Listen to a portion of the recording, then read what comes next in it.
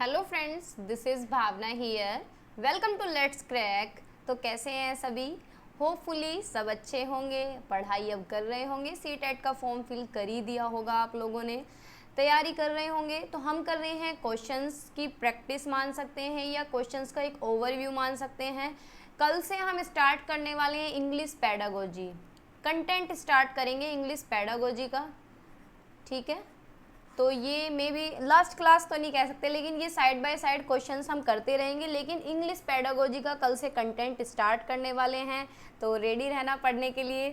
तो अगर चैनल पे नए हैं तो सब्सक्राइब कर दें लेट्स क्रैक को, क्योंकि अब क्लासेस चलने वाली हैं बिल्कुल अच्छी तरीके से। जैसे पिछली बार हमने किया था इंग्लिश का टोटल कंटेंट, मैथ पेडागोजी हमने की थी, ईवीएस की पेडागोजी, ईवीएस का कंटेंट और सीडीपी थोड़ी सी, और सेकंड पेपर का साइंस। ठीक है, तो इसी तरीके से अब करने वाले हैं कि इंग्लिश की पेडागोजी करेंगे पहले तो। ठीक है, जब इंग्लिश की पेडागोजी कंप्लीट हो जाएगी, जल्दी हो जाएगी क्योंकि ज़्यादा पेडागोजी है नहीं, फिर इंग्लिश की प्रैक्टिस करते रहेंगे और मैथ की पेडागोजी स्टार्ट कर देंगे। ठीक है, फिर मैथ की पेडागोजी हो जाएगी तो इसके क्वेश्चंस प्रैक्टिस करते रहेंगे और फिर ईवीएस करेंगे, ईवीएस का कंटेंट और पेडागोजी। ठीक है, और ये कंप्लीट हो जाएंगे, फिर हिंदी करेंगे। फिर हिंदी कंप्लीट जैसे जैसे हो जाएगी, क्योंकि 5 से 10 दिन का काम होता है कंटेंट का, अगर तरीके से करा रहे हैं तो हिंदी कंप्लीट हो जाएगी। फिर हिंदी की प्रैक्टिस क्वेश्चन, फिर सारों के क्वेश्चंस प्रैक्टिस करते रहेंगे जब तक एग्जाम नहीं होगा।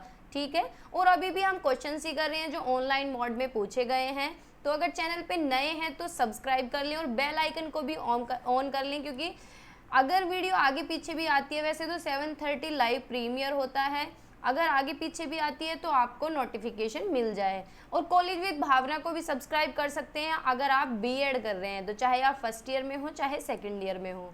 ठीक है, इंस्टाग्राम पे मुझे फॉलो कर सकते हैं भावना त्यागी ऑफिशियल करके, अगर कुछ भी पूछना है या कहना है, अपनी बात मुझ तक पहुंचानी है। बाकी टेलीग्राम है let's crack 16 23 official, Telegram join कर सकते हैं पीडीएफ्स के लिए। जो मैं कंटेंट कराऊंगी, कंटेंट का मतलब है एक तरीके से थ्योरी होती है, जो जैसे कि अब इंग्लिश की हम कंटेंट करने वाले हैं तो उसकी सारी पीडीएफ आपको टेलीग्राम पे मिलेंगी। ठीक है, तो स्टार्ट करते हैं। हम कर रहे हैं ऑनलाइन वाले क्वेश्चन, जो ऑनलाइन मोड में अब तक पेपर हुए हैं। सारे क्वेश्चन हम करेंगे, साइड बाय साइड करते रहेंगे, जब तक पेपर नहीं होता तब तक ये क्वेश्चंस चलते ही रहेंगे। अब 2 तरह के स्टूडेंट्स हैं जिनका सिलेक्शन नहीं हुआ, उन लोगों की प्रैक्टिस हो जाएगी, और जो लोग नए हैं जिन्हें अभी तक सीटेट के बारे में कुछ भी नहीं पता है, उन्हें थोड़ा सा आइडिया हो जाएगा कि किस तरीके के क्वेश्चन पूछे जाते हैं। ठीक है, तो स्टार्ट करते हैं। आज हमारी ये 9th क्लास है, यानी 9वीं क्लास है। तो कुछ क्वेश्चंस मैंने रखे हैं, अगर आंसर बता सकते हैं तो बहुत अच्छी बात है, नहीं तो क्वेश्चन देख लीजिए। Question number first, assertion teacher should involve the student in decision making and encourage active participation in the classroom. यानी टीचर को क्या है, बच्चों को इन्वॉल्व करना चाहिए डिसीजन मेकिंग में, जब वो डिसीजन ले रहे हों, और उनका एक्टिव पार्टिसिपेशन को क्या है, प्रोत्साहित किया जाना चाहिए।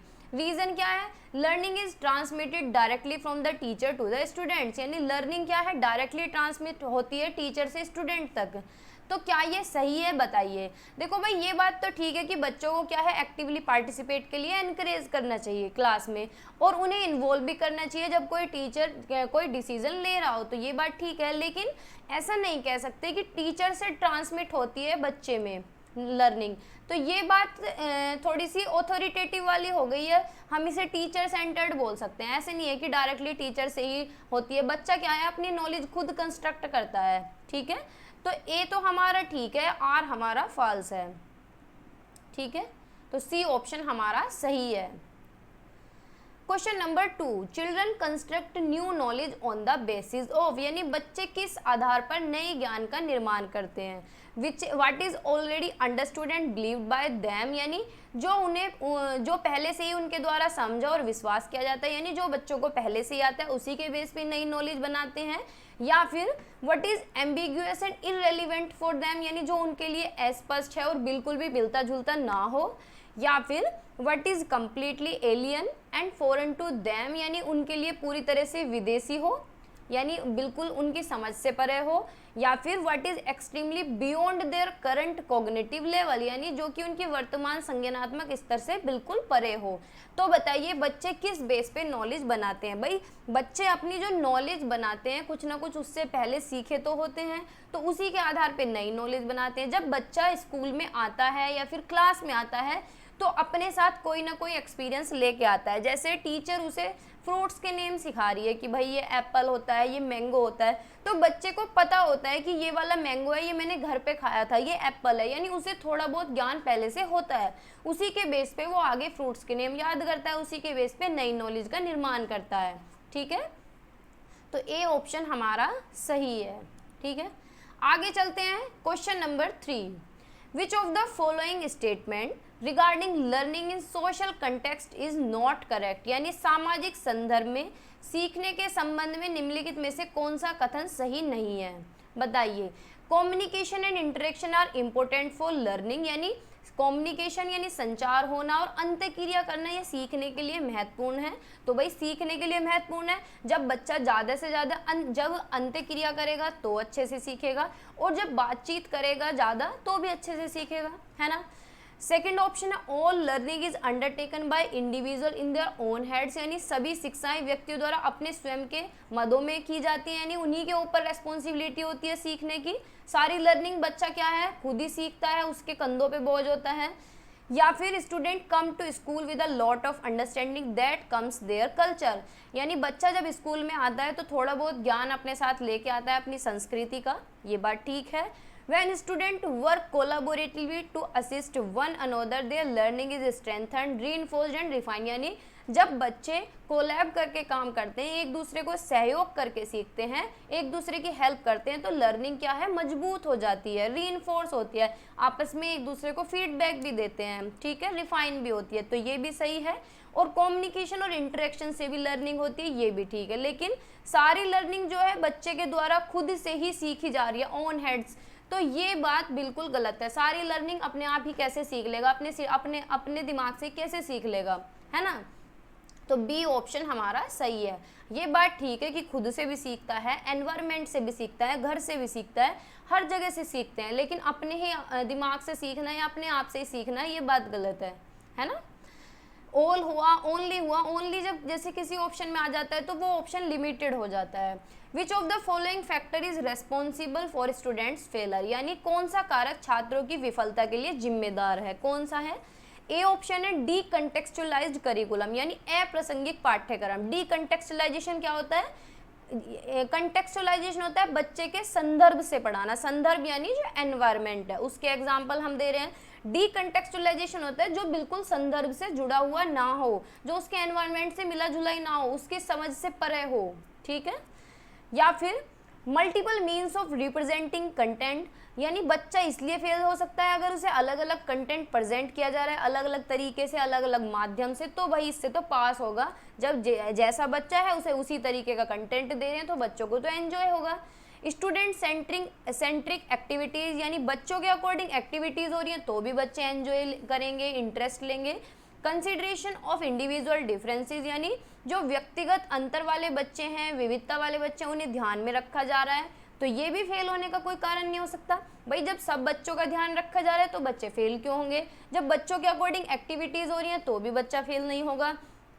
उसी के अकॉर्डिंग अलग अलग माध्यम से उसे पढ़ाया जा रहा है, कंटेंट प्रेजेंट किया जा रहा है, तो भी बच्चा फेल नहीं होगा। लेकिन अगर हमारा डी कंटेक्चुअलाइज्ड करिकुलम है तो बच्चा फेल हो जाएगा, क्योंकि बच्चे के संदर्भ से ही जुड़ा हुआ करिकुलम नहीं है ना। तो ए ऑप्शन हमारा सही है। और यहाँ पे अगर कंटेक्चुअलाइज होता तो अच्छा होता ऑप्शन, यानी वो पॉजिटिव ऑप्शन था। ठीक है, वो बच्चे के हित में होता है। और यहाँ पूछा गया है कि बच्चा फेल क्यों होता है, क्योंकि उसके संदर्भ से चीज़ें जुड़ी हुई नहीं है इसलिए फेल हो रहा है। Question number 5, effective learning requires dash involvement of learner, यानी शिक्षार्थियों को प्रभावी सीखने के लिए क्या चाहिए, क्या इन्वॉल्वमेंट होता है?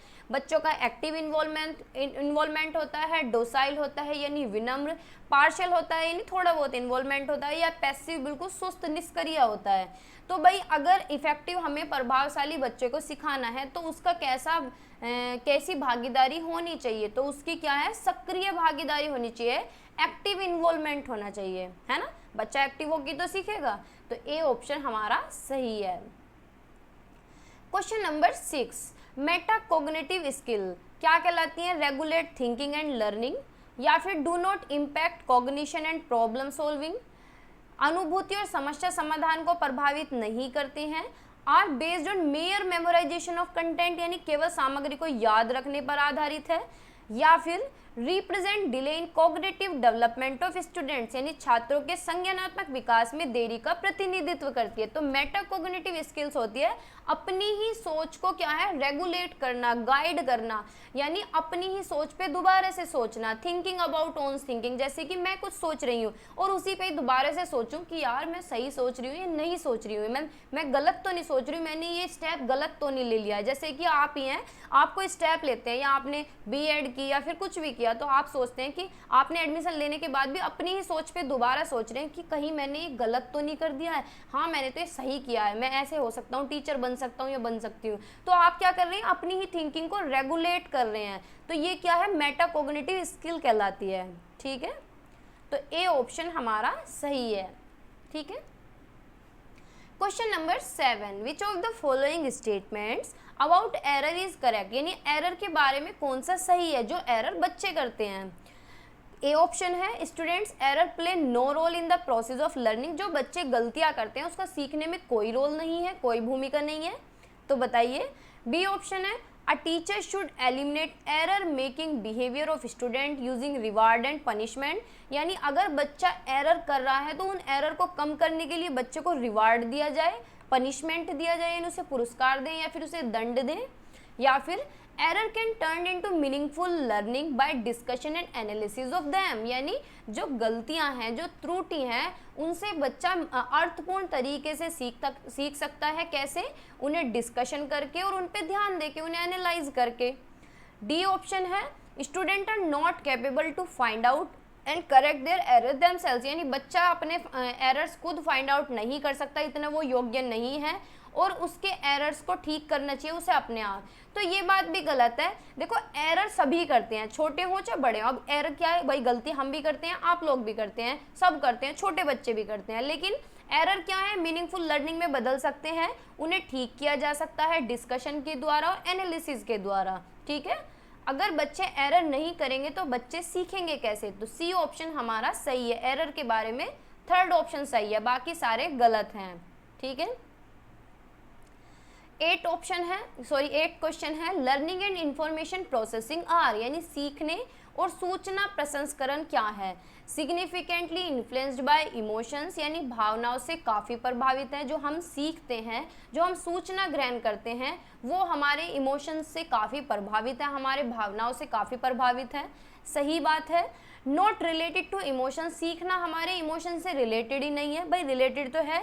अब जैसे कि कोई बंदा, चलो मैं अपना ही एग्जांपल दे देती हूँ, मैं दुखी हूँ और मैं अगर कुछ भी पढ़ रही हूँ और मेरे आंसू टपके जा रहे हैं, तो क्या मेरा ध्यान लग पाएगा पढ़ाई में? नहीं लग पाएगा। तो ऐसे हम कैसे कह सकते हैं कि भाई हमारे इमोशन से इसका कोई लेना देना नहीं है? तो सीखने का लेना देना तो है इमोशन से। Negatively impacted by positive emotion, यानी सकारात्मक भावनाओं से नकारात्मक रूप में प्रभावित, तो ये भी गलत है। Positively impact by negative emotion, तो ये भी गलत है। सबसे बढ़िया है कि लर्निंग एंड इन्फॉर्मेशन प्रोसेसिंग क्या है, प्रभावित होते हैं हमारे इमोशन से, लेकिन ऐसा नहीं है कि पॉजिटिवली नेगेटिवली। देखो हर पहलू में होता है, बहुत बार नेगेटिव भी होता है, बहुत बार पॉजिटिव, तो हम किसी को भी इंडिकेट ऐसे नहीं कर सकते। ए ऑप्शन हमारा ठीक है कि भावनाओं से काफ़ी प्रभावित होते हैं। ठीक है, अगर हम खुश होते हैं तो हम कितना भी पढ़ लें, मज़ा आता जाता है ना, हमारा इंटरेस्ट बन रहा है अगर पढ़ाई में, तो ए ऑप्शन हमारा सही है। Question number 9, a student is reading books to satisfy her curiosity about certain concept, this is an example of. एक बच्चा क्या है, एक छात्र कुछ अवधारणाओं के बारे में अपनी जिज्ञासा को संतुष्ट करने के लिए किताबें पढ़ रहा है। ठीक है, जिससे कि उसकी क्यूरियोसिटी शांत हो जाए। ये किसका उदाहरण है? अप्रोच ओरिएंटेड मास्टरी गोल, यानी उसका उन्मुख क्या है कि हम क्या है किसी भी लक्ष्य पे मास्टरी कर सकें। या फिर अवॉइडेंस ओरिएंटेड मास्टरी गोल, तो अवॉइडेंस तो हो नहीं रहा है कुछ भी यहाँ पे। अप्रोच ओरिएंटेड परफॉर्मेंस गोल, या फिर अवॉइडेंस ओरिएंटेड परफॉर्मेंस गोल। अवॉइड तो हो नहीं रहा है, तो अवॉइड के तो दोनों ऑप्शन ही कट जाएंगे। और अप्रोच ओरिएंटेड परफॉर्मेंस पे ध्यान नहीं दे रहा है, वो अपनी क्यूरियोसिटी को शांत कर रहा है, उसे कोई नंबर थोड़ी ना लाने हैं, तो वो क्या कर रहा है, मास्टरी कर रहा है। उसका जो ध्यान है, जो उन्मुख है, किस तरफ है, निपुणता की तरफ है, वो निपुणता लाना चाहता है। तो ए ऑप्शन हमारा सही है। ठीक है।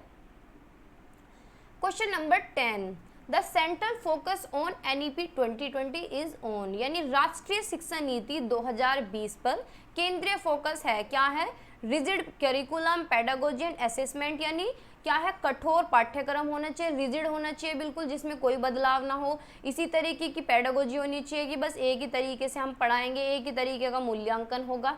तो क्या NEP का फोकस है इस चीज़ पे? ये बात बिल्कुल गलत है। NEP कहती है कि फ्लेक्सिबल करिकुलम होना चाहिए। कैसा होना चाहिए? फ्लेक्सिबल करिकुलम होना चाहिए, यानी लचीला पाठ्यक्रम होना चाहिए, फ्लेक्सिबल पेडागोजी होनी चाहिए कि बच्चे के अकॉर्डिंग चेंज कर सकें हम। पेडागोजी यानी शिक्षण शास्त्र, जो हमारे पढ़ाने का तरीका है। फ्लेक्सिबल ही असेसमेंट होना चाहिए, असेसमेंट यानी अलग अलग तरीके से बच्चे का आकलन होना चाहिए, किसी भी एक तरीके से हम बच्चे को नहीं आंक सकते। ठीक है। बी ऑप्शन है multi disciplinary and holistic education. ये बात बिल्कुल ठीक है कि NEP का जो सेंट्रल फोकस है वो है बच्चे के सर्वांगीण विकास पे, यानी उसका ऑल ओवर डेवलपमेंट होना चाहिए, उसके अंदर सारी स्किल्स डेवलप हो, उसका physical, mental, intellectual, cognitive, emotional सारे तरीके से उसका डेवलपमेंट होना चाहिए। कैसा होना चाहिए? चहुमुखी विकास उसका होना चाहिए। ठीक है। तो बी ऑप्शन हमारा सही है। Learning towards and for exams, तो ये बात बिल्कुल गलत है। Adoption of summative method of assessment, summative नहीं है, फॉर्मेटिव मेथड पे ध्यान देती है। NEP कहती है बच्चे का क्या है, फॉर्मेटिव असेसमेंट होना चाहिए, यानी साथ के साथ उसका आकलन होना चाहिए ड्यूरिंग द क्लास। कैसे? ड्यूरिंग द क्लास होना चाहिए, क्लास के दौरान होना चाहिए। नेक्स्ट क्वेश्चन पे चलते हैं। Question number 11, which of the following is an example of fine motor skill for grade 3rd student, यानी तीसरी क्लास के बच्चों के लिए फाइन मोटर स्किल का कौन सा एक उदाहरण है। फाइन मोटर यानी सूक्ष्म गतिक कौशल, ठीक है, जिसमें हमारी छोटी मांसपेशियों का यूज होता है। ए ऑप्शन है रनिंग विद फ्रेंड, यानी दोस्तों के साथ हम भाग रहे हैं तो हमारे पैर की बड़ी बड़ी मसल यूज होंगी, तो ये तो फाइन मोटर नहीं हुआ, ये कौन हुआ, ग्रॉस मोटर स्किल हुई। ये किसका एग्जाम्पल हुआ, ग्रॉस मोटर स्किल का हुआ। बी ऑप्शन है पुटिंग बीड्स इन अ थ्रेड, धागे में क्या है, मोतियों को परोना, तो इसके लिए क्या है, हमें आंखों को भी बिल्कुल ध्यान से रखना पड़ेगा, हाथों का और उंगलियों का कोऑर्डिनेशन बनाना पड़ेगा उसे पकड़ने के लिए, धागे को और मोतियों को पकड़ने के लिए। Climbing steps in building, building से क्या है, इमारत से सीढ़ियाँ चढ़ना, तो इसके लिए भी बड़ी मसल्स का यूज होगा, तो ये भी ग्रोथ का एग्जाम्पल हुआ। होपिंग लाइक अ रैबिट, खरगोश की तरह कूदना, तो ये भी ग्रोस मोटर का एग्जाम्पल हुआ। राइटिंग पे मत जाना, पेन ऐसे हो रहा है। तो बी ऑप्शन हमारा सही है कि भाई धागे में अगर हम वो मोती पिरो रहे हैं तो हमें बिल्कुल अपनी छोटी मसल्स पे एक्टिव होना पड़ेगा। अब जैसे कि कोई सिलाई कर रहा है तो उसकी क्या है, छोटी मसल्स होनी चाहिए। तुरपाई, अगर नाम आपने सुना होगा, कपड़ों में तुरपाई करते हैं, तो उसके लिए भी हमारी छोटी मसल्स का यूज़ होता है। राइटिंग किसी को अच्छी लिखनी है तो उसमें भी हमारी फाइन मोटर स्किल्स का यूज़ होता है। ड्राइंग, जो पेंटर होते हैं लोग, इतनी इतनी सी जगह में इतने इतने अच्छी चीज़ बना देते हैं, तो उसके लिए क्या है, फाइन मोटर स्किल्स का यूज़ होता है। ठीक है, तो बी ऑप्शन हमारा सही है। Question number 12, which of the following traits are determined solely by heredity, यानी कौन सा गुण किससे, अनुवांशिकता से निर्धारित है। अनुवांशिकता क्या होती है, जो हमें हमारे माँ बाप से गुण मिलते हैं। तो आंखों का जो रंग है वो मिलता है, या फिर इंटेलिजेंसी, बुद्धि मिलती है, या फिर मोरल डेवलपमेंट मिलता है, या फिर सोशल डेवलपमेंट मिलता है। तो बताइए, देखो आंखों का कलर हुआ, बालों का कलर हुआ, ये क्या है, हेरिडिटी पे बेस्ड है टोटली। इंटेलिजेंस को हम टोटली नहीं कह सकते हेरिडिटी पे, क्योंकि इंटेलिजेंस में एनवायरनमेंट भी इन्वॉल्व होता है। बहुत से बच्चे जन्म से इतने होशियार नहीं होते, लेकिन उन्हें एनवायरनमेंट इतना अच्छा होता है, मिलता है कि वो इंटेलिजेंट कहलाते हैं। ठीक है, और मोटर डेवलपमेंट, सोशल स्किल्स ये तो हमारी एनवायरनमेंट से ही होती हैं, सॉरी मोरल डेवलपमेंट, यानी हमें नैतिकता का जो हमारा विकास होता है कि क्या चीज़ गलत है क्या चीज़ सही है, ये हम मम्मी के पेट से तो सीख के नहीं आते, हमें क्या है वातावरण से चीज़ें सीखने के लिए मिलती हैं। और सामाजिक कौशल तो हमारा समाज में ही विकसित होता है। तो हेरिडिटी का बस एक ही ऑप्शन बचता है, कलर ऑफ आईज यानी आंखों का रंग। तो फर्स्ट ऑप्शन हमारा सही है। ठीक है, क्वेश्चन नंबर 13 है ना, हाँ।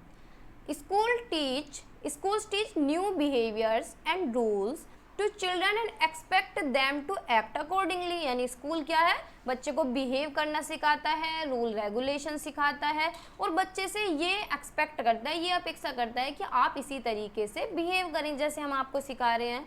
तो स्कूल कौन सी एजेंसी है सामाजिकरण की, प्राइमरी है, सेकेंडरी है, कंस्ट्रक्टिव है, एनालिटिक है।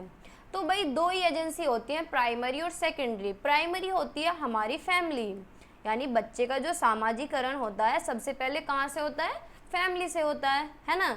लेकिन इसमें क्या पूछा गया है, स्कूल में तो बच्चा बाद में जाता है जब 3-4 साल का हो जाता है, तो वो क्या है माध्यमिक, सॉरी माध्यमिक नहीं है, द्वितीय बोलते हैं, या ये माध्यमिक गलत ट्रांसलेशन है, वो क्या है सेकेंडरी एजेंट ऑफ सोशलाइजेशन है।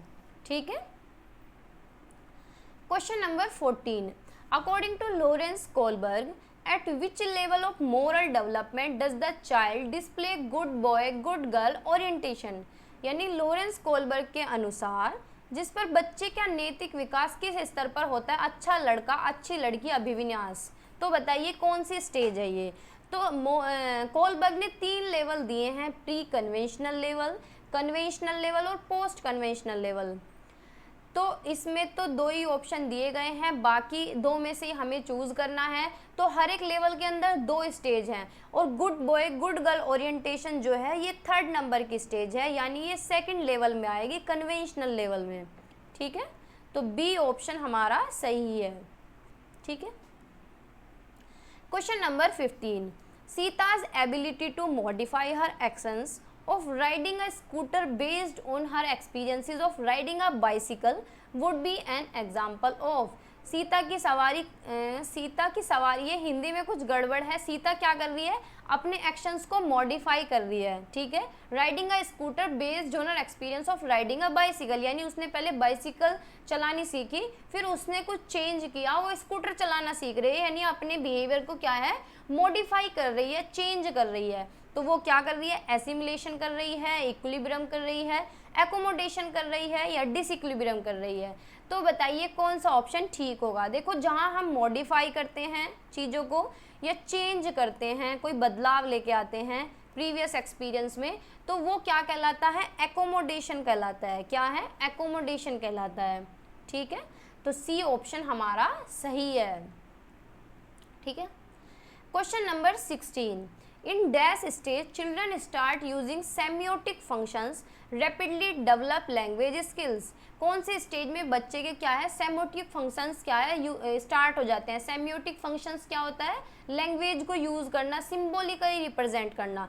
तो सिंबॉलिक रिप्रेजेंट कौन सी स्टेज में आता है, सेंसरी मोटर में आता है, प्री ऑपरेशनल में आता है, कॉन्क्रीट ऑपरेशनल में आता है या फिर फॉर्मल ऑपरेशनल में आता है। सेंसरी मोटर होता है जन्म से 2 साल, प्री ऑपरेशनल होता है 2 से 6 साल, कॉन्क्रीट ऑपरेशनल होता है 7 से 11 साल और फॉर्मल ऑपरेशनल होता है 11 ईयर्स अबोव। तो सिंबॉलिक रिप्रेजेंट जो होता है सेमियोटिक फंक्शन बच्चे में डेवलप होता है प्री ऑपरेशनल में, जिससे बच्चे की लैंग्वेज डेवलप होती है बहुत ही रैपिडली। ठीक है, क्वेश्चन नंबर 17 बताइए, in a dash a teacher and 2 and 4 student form a collaboration group and take turns leading dialogue on the context of text passage. यानी डैश में एक शिक्षक और 2-4 छात्र एक सहयोग समूह बनाते हैं और एक पाठ मार्ग की सामग्री पर संवाद करते हैं।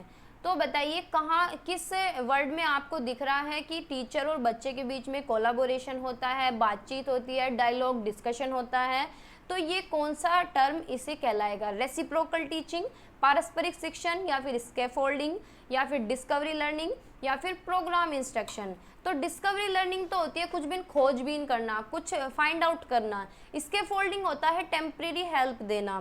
टेम्परेरी हेल्प देना। और प्रोग्राम इंस्ट्रक्शन की बात तो BF स्किनर करते हैं, यानी बिहेवियरिज्म करते हैं, ठीक है। तो यहाँ एक ऑप्शन बचता है रेसिप्रोकल टीचिंग। रेसिप्रोकल टीचिंग क्या होती है? डायलॉग डिस्कशन होना टीचर और स्टूडेंट्स के बीच में, कोलैबोरेशन लर्निंग होना, ठीक है। तो ए ऑप्शन हमारा सही है, पारस्परिक शिक्षण। Question number 18, which of the following techniques has been proposed by Lev Vygotsky for teaching primary school children, यानी लेव वाइगोत्स्की द्वारा प्राथमिक विद्यालय के बच्चों को पढ़ाने के लिए निम्नलिखित में से कौन सी तकनीक प्रस्तावित की गई है? इंस्ट्रक्शनल स्कैफोल्डिंग, या फिर रीइंफोर्समेंट, या फिर इक्विलिब्रेशन, या फिर प्रोग्राम लर्निंग। तो देखो हमें ऑप्शन एलिमिनेट कैसे करने हैं। अब लेव वाइगोत्स्की की थ्योरी में कौन कौन से टर्म आते हैं आपके अकॉर्डिंग? देखो ना तो प्रोग्राम लर्निंग की बात आती है, इक्विलिब्रेशन की बात पियाजे की थ्योरी में आती है, रीइंफोर्समेंट की बात बिहेवियरिज्म की थ्योरीज में आती है। तो एक ही ऑप्शन हमारा बचता है स्कैफोल्डिंग। स्कैफोल्डिंग क्या होता है? बच्चे को टेम्परेरी हेल्प देना, टेम्परेरी हेल्प देना, असिस्ट करना बच्चे को, यानी जैसे बच्चा कहीं अटक रहा है तो उसे क्या है, हेल्प दे रहे हैं, तो वो क्या है, स्कैफोल्डिंग कहलाता है। क्या है वो? स्कैफोल्डिंग कहलाता है, ठीक है। और जो बच्चा खुद से कर पा रहा है, जो बच्चा टीचर की हेल्प से कर पा रहा है, उसके बीच का जो क्षेत्र है उसे कहते हैं ZPD, zone of proximal development, ठीक है। एक टर्म और दिया है इन्होंने MKO, मोर नॉलेजेबल अदर, यानी जो टीचर हेल्प कर रहा है, टीचर हो, भाई हो, बहन हो, पेरेंट्स हो, जो क्वेश्चन समझाने में हेल्प कर रहा है, यानी जो ये हेल्प दे रहा है, उसे बोलते हैं MKO, यानी मोर नॉलेजेबल अदर, ठीक है। और जो हेल्प दी जा रही है उसे बोलते हैं स्कैफोल्डिंग, ठीक है। और जो बच्चा खुद से कर पा रहा था और जो टीचर की हेल्प से कर पा रहा है, उसके बीच के क्षेत्र को बोलते हैं ZPD, zone of proximal development, ठीक है। क्वेश्चन नंबर 19 बताइए, in the context of progressive education which of the following statement is correct, यानी प्रगतिशील शिक्षा के संदर्भ में निम्नलिखित कथनों में से कौन सा सही है? Student with low ability should be ignored in the class, यानी जो कम योग्यता वाले बच्चे हैं उन्हें इग्नोर कर देना चाहिए क्लास के अंदर। तो ये तो गलत बात है, हमें तो किसी भी बच्चे को इग्नोर नहीं करना चाहिए। There should be no place for democracy in the class, यानी लोकतंत्र की कोई जगह नहीं होनी चाहिए क्लास में, तो ये भी गलत बात है। क्लास में डेमोक्रेटिक क्लासरूम होना चाहिए जहाँ हर बच्चा कोई भी क्वेश्चन पूछ सके, कुछ भी अपना स्टेप रख सके। सी ऑप्शन है, student should be encourage to become problem solvers, यानी बच्चों को प्रोत्साहित किया जाना चाहिए कि वो प्रॉब्लम्स को सोल्व कर सकें, तो ये बात बिल्कुल ठीक है। डी ऑप्शन है, classroom should be primarily text book centred and all the rules should be dictated bye teachers, अगर टीचर के द्वारा रूल्स डिक्टेट किए जा रहे हैं और टेक्स्ट बुक पे फोकस किया जा रहा है तो वो क्या है, टीचर सेंटर्ड क्लास है, यानी शिक्षक केंद्रित है, ठीक है। और प्रोग्रेसिव क्लासरूम कैसी होती है, जहाँ पे चाइल्ड सेंटर्ड हो, जहाँ चाइल्ड केंद्र में हो, बच्चा केंद्र में हो, बच्चे पे फोकस हो, तो सी ऑप्शन हमारा सही है, ठीक है। लास्ट क्वेश्चन है question number 20, according to Howard Gardner the ability to detect and respond appropriately to the moods, temperament and intentions of other is known as, यानी हार्वर्ड गार्डनर के अनुसार डैश करने की क्षमता, मनोदशा की उचित रूप से पता लगाना और प्रतिक्रिया देना, स्वभाव और दूसरे के इरादों को जानना क्या कहलाता है। यानी हिंदी में थोड़ी सी गड़बड़ हो रही है, कहने का मतलब है किसी भी दूसरे इंसान के मूड को समझना, उसके टेम्परामेंट को, उसके स्वभाव को समझना, उसके इरादों को समझना, उसकी फीलिंग्स को समझना, इमोशंस को समझना। कहने का मतलब है दूसरे इंसान को अगर हम समझ रहे हैं तो उसके अंदर कौन सी बुद्धि पाई जाती है। हार्वर्ड गार्डनर ने 8 तरह की बुद्धि पे बात की है, उसमें से 4 ये दिए गए हैं ऑप्शन में, और 4 में से एक हमें वो वाला बताना है जिसके अंदर दूसरे को समझने वाली बुद्धि पाई जाती है, कि हम दूसरे इंसान के मूड को समझ जाएं, उसका टेम्परामेंट, उसका स्वभाव, उसके इरादे, उसकी फीलिंग सब समझ जाएं। तो वो कौन सी बुद्धि होती है, linguistic intelligent, bodily kinesthetic intelligent, interpersonal intelligent या फिर इंट्रापर्सनल इंटेलिजेंस। तो लिंग्विस्टिक इंटेलिजेंस तो वो होती है भाषाई बुद्धि जिनकी लैंग्वेज पे कमांड होती है, जिनकी लैंग्वेज पे कमांड होती है, फ्लुएंसी अच्छी होती है, जैसे कि जर्नलिज्म या प्रेस रिपोर्टर होते हैं। बॉडीली काइनेस्थेटिक यानी शारीरिक काइनेस्थेटिक, ये हिंदी गलत हो रही है, बॉडीली काइनेस्थेटिक होती है जो ये डांसर, जिम्नास्ट वगैरह होते हैं, ठीक है, जिनकी बॉडी बिल्कुल फ्लेक्सिबल होती है।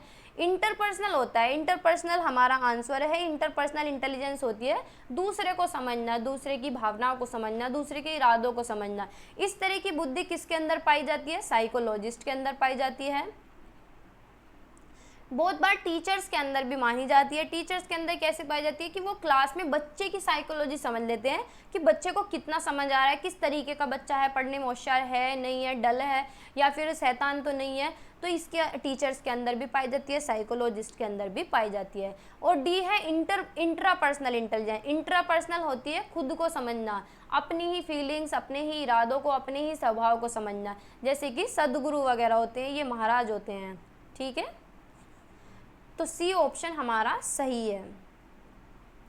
तो होपफुली ये क्लास आपको अच्छी लगी होगी, थोड़ा बहुत समझ में भी आया होगा। अगर क्लास अच्छी लग रही है, इन्फॉर्मेटिव लग रही है, तो शेयर कर सकते हैं अपने फ्रेंड्स के साथ, जहाँ भी जो भी ग्रुप में आप जुड़े हुए हैं, जो लोग भी सीटेट की प्रिपरेशन कर रहे हैं, वहाँ शेयर कर सकते हैं। बाकी अगर चैनल पे नए हैं तो सब्सक्राइब कर लें लेट्स क्रैक कॉलेज विद भावना को। ठीक है, तो बाय बाय, पढ़ते रहिए, मुस्कुराते रहिए और मेरे साथ जुड़े रहिए।